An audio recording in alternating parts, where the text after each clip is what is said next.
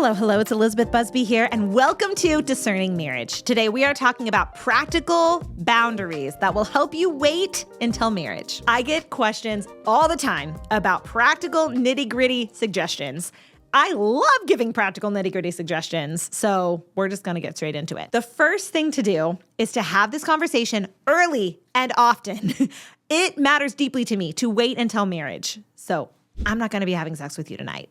That's as clean. You can totally just be that frank with someone. Most especially this matters if you met them on a dating app or were set up on a blind date or something like that. If you know this person and you have spent a lot of time with this person and they know who you are and they know some of your values, it's not going to be as critical to talk about it early on. I mean, it is important and it is a good exercise, but it's not as critical. But if you met someone just totally blind, totally random, you're going to want to have this conversation on the first date. And you're probably going to get a little bit of a shocked response because waiting in general is not something that this culture does well. Waiting until marriage, they're like the endangered species of humans who want to wait until marriage. So be confident in your decision and don't take the fact that the person is shocked by it as a sign that you're doing something wrong or that they're not a good fit for you necessarily. Just give them space to process oh, this is a little bit different. So have this conversation early and often. And by often, I mean, make sure that the way that you are spending time with each other is centered around this goal to wait until marriage. So I did some reaction videos to the series of amazingly beautiful creative videos by a creator named Kyle Nutt. And he was showing how dating used to be and how dating has changed now. And this one that is really stuck with me that I have not really been able to forget was this couple. They were dressed like it was the 1950s, which is quaint, although people can still do this now. They drove their car up to this beautiful scenic overlook and they were sitting with their feet dangling off the side of this mountain-ish cliff situation. And they were just looking at this beautiful vista. And then the video panned out and it had the same couple sitting with the same viewpoint, but they were on a couch watching Netflix. And there's just this vibe that's totally different when you are alone in a house sitting and the activity is watching this movie, which is very stagnant. It's very sedentary. It's not bad. It's just those things versus being out in public in the fresh air. You're going to have to get up and leave at some point, right? There are going to be other people around you. It's just a very different vibe. And it's so much less likely that you are going to find yourself in a situation where your desire to wait is compromised outside on a vista versus on a couch watching Netflix. So it's important to think about what are we doing with our time and does this serve the end goal of waiting until marriage? And it may seem like, Eliza, you are putting way too much emphasis and focus on this one thing. No, I am not.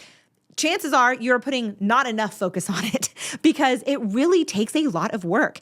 Here's why. Your biology is working against you in the sense that when you are attracted to someone, the body is oh, great, let's make new humans. So when you are drawn to somebody and you're kind of encouraging that hormonal cocktail, I guess, by physical intimacy and deep emotional intimacy and time together, et cetera, you're reinforcing oh, I'm super into you. Your body is naturally going to want to bring that to completion. And that's great.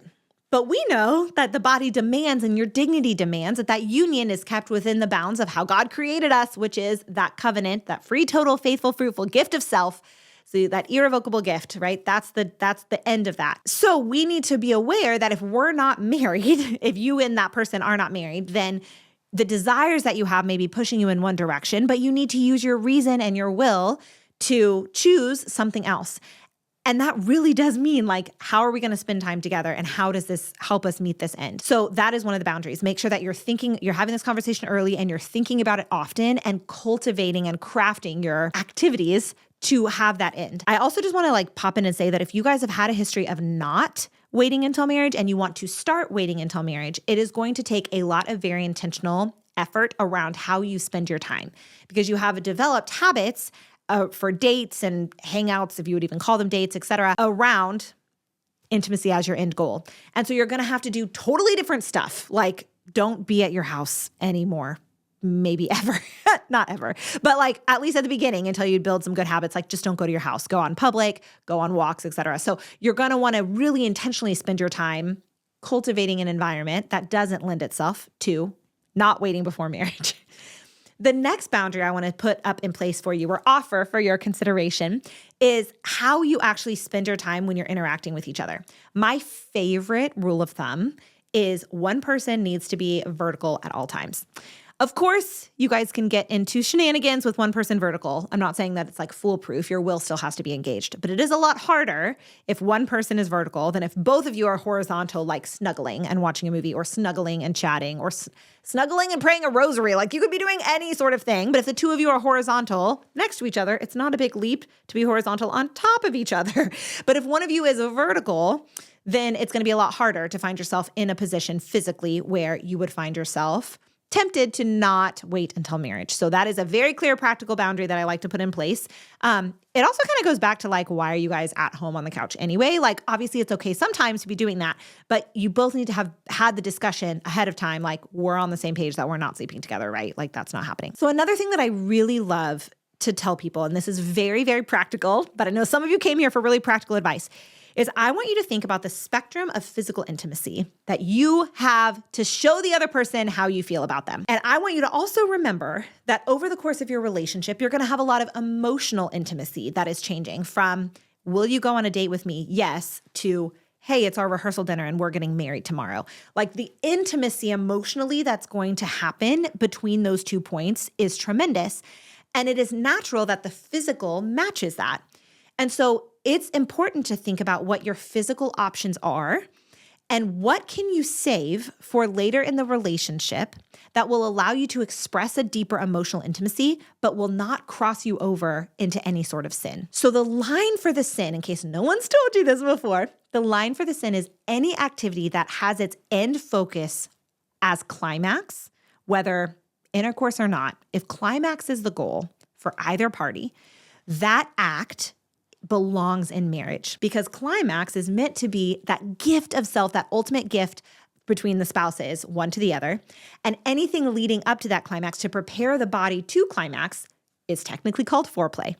If you are engaging in foreplay activities, but don't intend to actually climax, that does not uphold your dignity, nor is it going to help you reach your goal of waiting until marriage. So without getting too explicit on the internet, I want you to think about some things, think as appropriately as you can with where your heart is, of all of the things that would lead to that kind of a climax.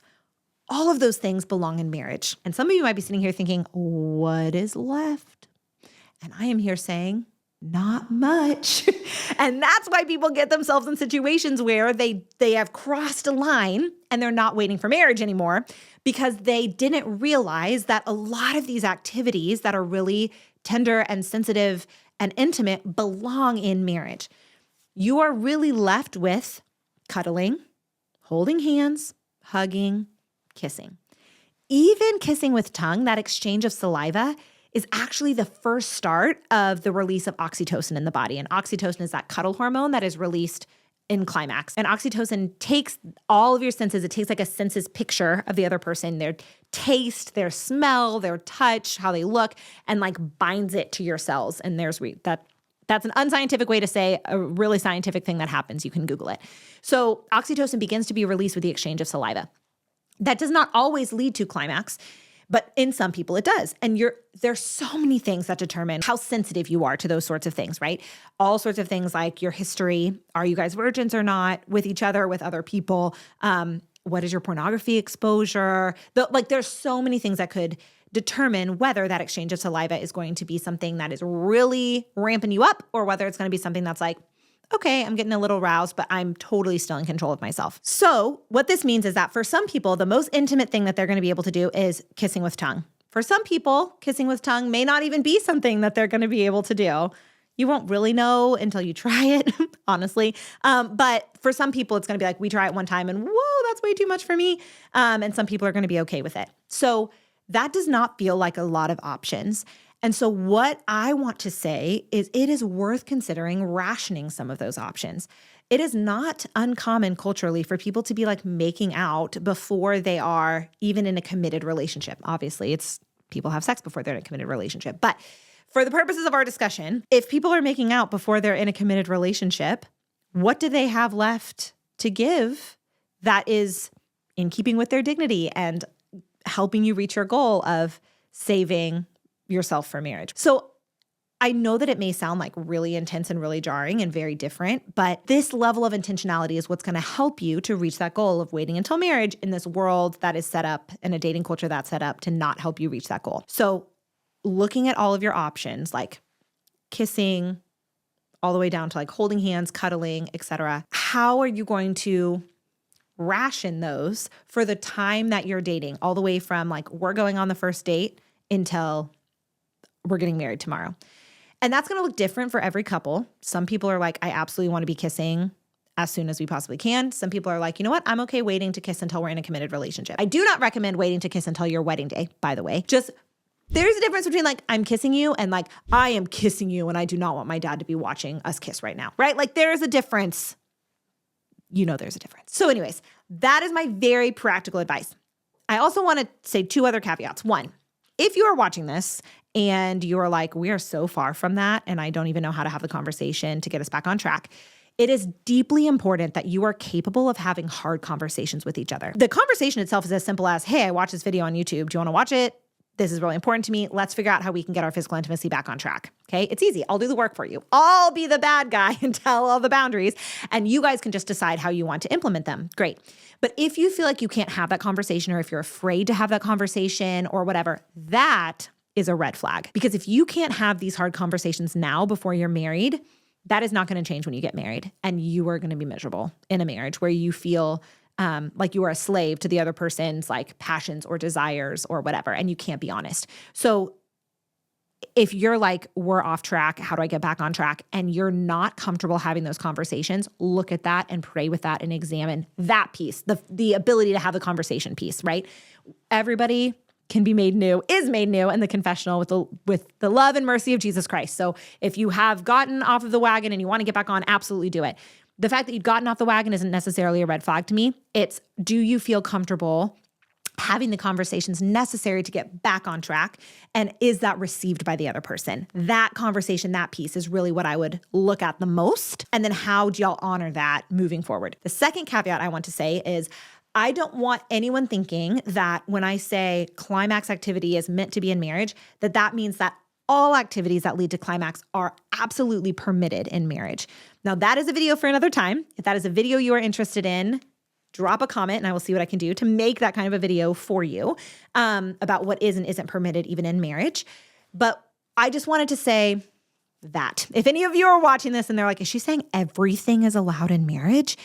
No, I'm saying the things that uphold your dignity are allowed in marriage. And there's a lot of options. There are a lot of choices of things that uphold your dignity, but there are also things that don't uphold your dignity. And you don't want to be doing those anyway, deep in your heart of hearts. So I hope this was helpful. It was very practical, very nitty gritty. I get a lot of questions though about people wanting practical and nitty gritty, and I'm here to give it to you. I care deeply about you pursuing the love of God and the love of the other person you're with in a committed relationship. And sometimes that requires hard conversations that shouldn't be awkward. I don't feel awkward with them, but some people do feel awkward with them. So I'm going to not awkwardly have these conversations with you. You can always count on me to give you this information very clearly and very practically. If you have a specific question, please message me on Instagram at Discerning Marriage. That is the one place that I personally manage all of my correspondence with anything related to social media. So hop on Instagram at Discerning Marriage. Please send me your questions. I love answering them. And make sure that you like this video, subscribe to our channel, and hit that notification bell so you never miss another really practical, nitty-gritty video about things like climaxes. Am I allowed to say that? Am I allowed to say that? I'm going to say it. Is that fine? No, it's not fine. I have to redo that. Do you even want me to do that? I thought it was funny. Okay, he's going to leave it in. He's leaving it in, guys. Until next time, stay close to the heart of Jesus and be not afraid. Bye.